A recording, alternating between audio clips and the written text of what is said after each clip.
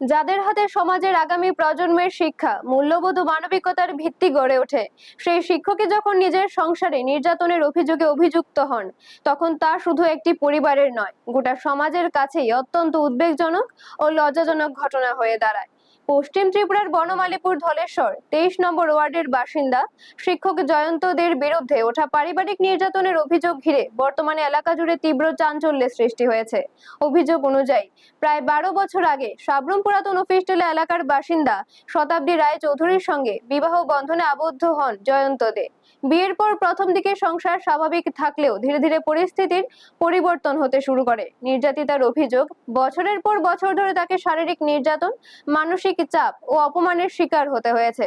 নানা অত্যাচার সহ্য করেও সংসার টিকিয়ে রাখার আশায় দীর্ঘদিন নীরব ছিলেন তিনি।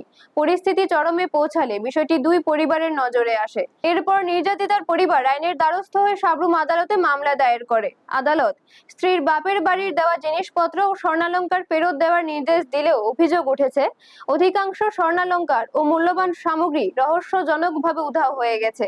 বিষয়টি নিয়ে নতুন করে প্রশ্ন উঠতে শুরু করেছে।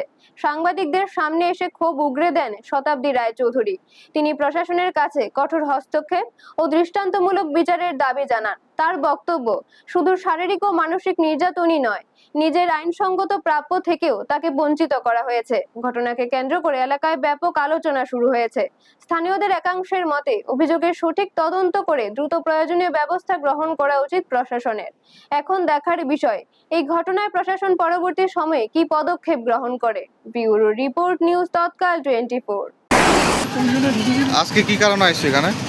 আজকে আমার বাড়িতে আসছি, কোর্টের থেকে অর্ডার হচ্ছে যে জিনিসপত্র সব বাড়ি থেকে ফিরত নেওয়ার লেখা, এদিকে আমি এই বাড়িতে আসছি। হাজবেন্ডের নাম কি তোমার? হাজব্যান্ডের নাম জয়ন্ত। কি করে হাজবেন্ড? Husband teacher. সব কিছু পাইছো নি জিনিস বোঝায়? না, সব কিছু পাইছি না, স্বর্ণ অলঙ্কার পাইছি না, তারপরে কাগজপত্র কিছু পাইছি না, কিছু মেইনলি স্বর্ণ অলঙ্কার কিছু পাইছি।